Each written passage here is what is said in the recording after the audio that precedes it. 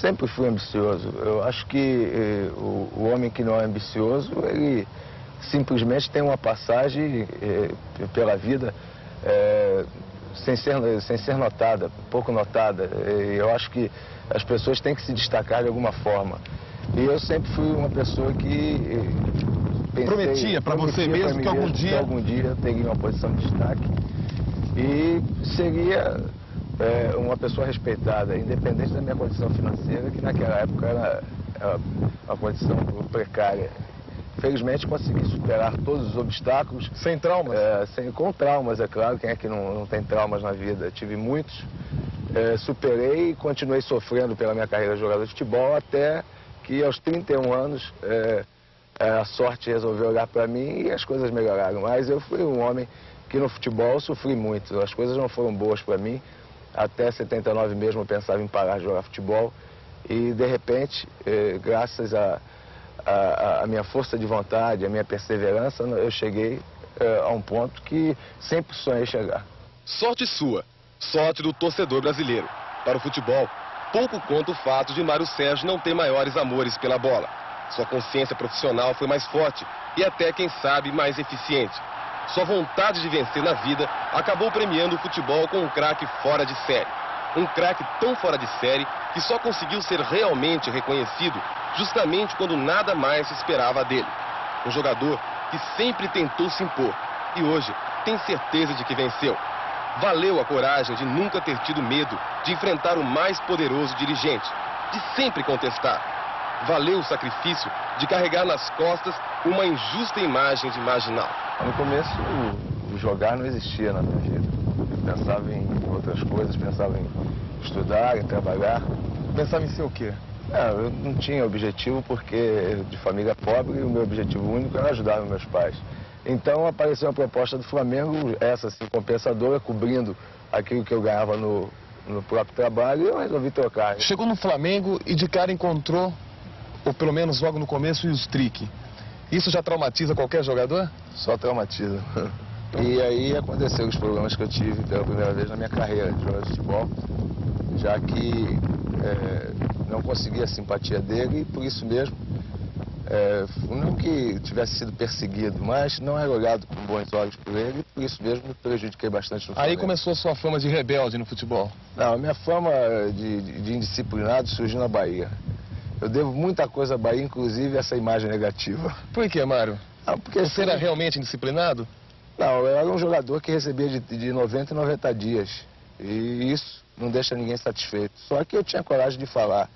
Me rebelava contra os dirigentes, tomava decisões, posições, mesmo que não sentisse a colaboração de meus colegas, eu assumia essas posições. Saiu da Bahia e foi chamado por Francisco Horta para participar do esquadrão do Fluminense. É isso?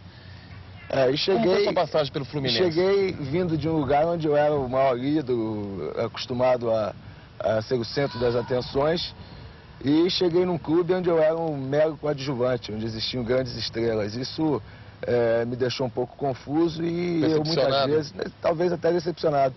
E eu muitas vezes me excedi no meu comportamento, talvez fosse até em função dessa falta de atenção. E essa seria a sua grande chance naquela época, você considera? Seria a grande chance de chegar até a seleção tão almejada, mas não aconteceu e a frustração foi maior ainda. E o Mário Sérgio Reverente? Tem algumas histórias engraçadíssimas na sua carreira, não tem ali dentro do Fluminense mesmo? Muitas lendas. Você sabe que quando você joga futebol e convive com jogadores, eles, não porque queiram te criticar, mas por carinho, por amizade, eles sempre aumentam as coisas para valorizar mais os contos, mas não passam de lenda. Essa história é lenda ou é verdade? O Fluminense precisava vencer uma partida de qualquer maneira. Antes, Francisco Horta tinha duvidado da categoria de Mário Sérgio. O Fluminense venceu, parece-me, por 3-0. Aí ele foi 3-1. Foi cumprimentar você no vestiário e parece que você puxou o juiz, o doutor Francisco Horta, para o chuveiro. É lenda ou é verdade? Assim. Não foi bem assim, não foi puxei para debaixo do chuveiro. Dá a impressão que eu puxei e molhei o homem todo. Não é nada disso. Eu tomei a atitude de um homem ofendido, porque eu, na época, um chefe de família, pai de filhos, e ser chamado de moleque, eu não achei justo. E achei menos justo ainda, depois de ele ter dito isso tudo, vir me cumprimentar. Mas aí Mário Sérgio não conseguiu ficar no Fluminense Por quê? Eu não consegui ficar no Fluminense porque na época eu era um jogador que reivindicava a condição de titular. E contrataram o Paulo César Lima, excelente jogador, e isso me prejudicou bastante em termos de titularidade, porque sem dúvida alguma na época, e como hoje Você também... se considerava o melhor jogador do Brasil na época? Não, absolutamente. Nunca me considerei melhor que ninguém. No Botafogo você também teve algumas desavenças com o Telê, não teve, Mário? Nunca tive problema nenhum com o Telê. No Botafogo eu não tive problema algum. Meu único pecado no Botafogo foi romper os meniscos em 78 e ficar um ano parado praticamente. E coincidentemente meu contrato terminou e recebi uma proposta irrisória, o que fez com que eu saísse do Botafogo. Do Botafogo foi para a Argentina, Rosário Central? Fui para Rosário Central, na Argentina. Uma época difícil na sua carreira? Difícil porque eu me vi privado daquilo que eu mais gostava, que era a minha família. Minha esposa tinha feito vestibular de engenharia passado, teria que cursar um semestre para não perder esse vestibular. Por isso mesmo eu tive que ficar 4 meses na Argentina.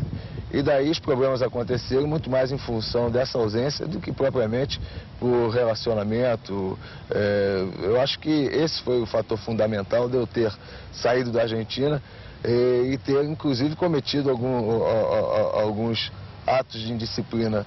Porque lá também? Lá também porque eu não conseguia ficar longe da família. E aí vocês vim embora, ficava 15, 20 dias no Rio de Janeiro, o que me prejudicou bastante no Rosário Central e que obrigou a minha saída.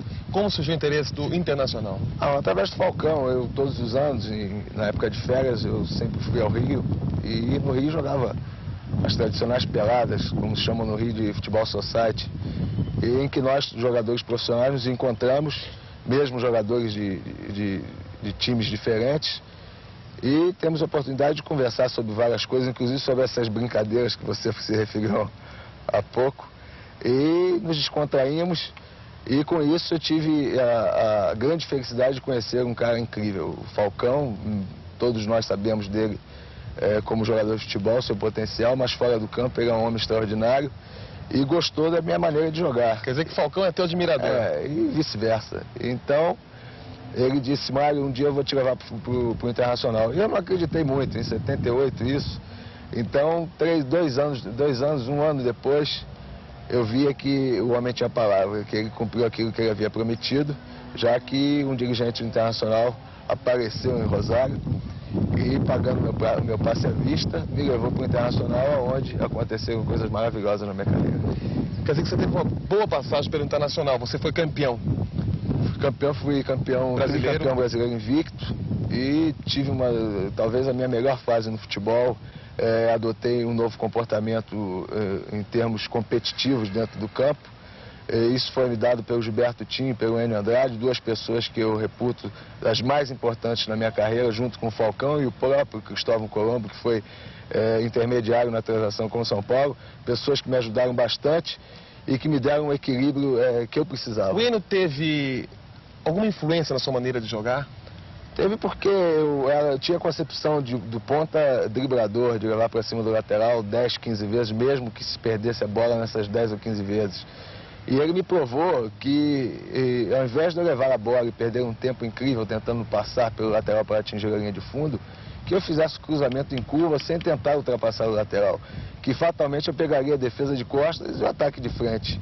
E é uma coisa lógica, porque o tempo que você leva para ultrapassar o lateral, ainda mais eu que não sou um jogador veloz, você deixa a defesa adversária toda armada. Eu atendi o pedido dele, adotei uma nova forma de jogar, fechando mais no meio, cobrindo mais os jogadores de meio campo que iam à frente, como no caso o Falcão, que era um jogador de penetração, e com isso o meu futebol foi reconhecido. Quem vai ser o campeão do mundo? Eu acredito no Brasil. Eu acho que os jogadores, o grupo, eu sinto esse espírito no grupo, que o único objetivo deles é a Copa do Mundo. E eu acredito nesse condicionamento. O jogador, quando se autocondiciona a ganhar alguma coisa, ele consegue. E esse grupo se autocondicionou a isso e eu acho que dificilmente deixará de ganhar essa Copa. Tem uma história com seu filho, hoje ele está com quantos anos? 7 anos. O nome dele? Fernando. Fernando. Uma história com o Fernando que, uma vez, olhando os jogos da seleção, ele falou: papai, você não é craque, porque você não joga na seleção. Hoje o Fernando acha o Mário Sérgio craque?